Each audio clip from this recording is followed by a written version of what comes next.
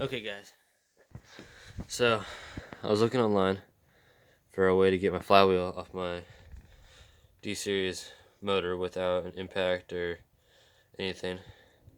And I came up with, I took the pressure plate bolt, put it through this chain here that I pulled the motor with. Took the transmission bolt, stuck it into that hole right there, and linked it over. And here, I'll just show you. How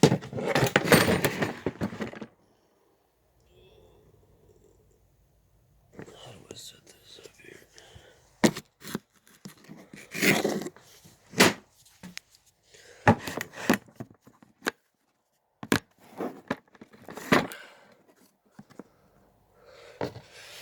Hopefully that does justice.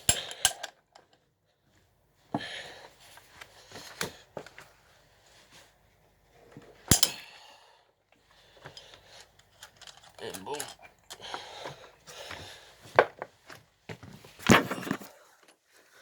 So, yeah.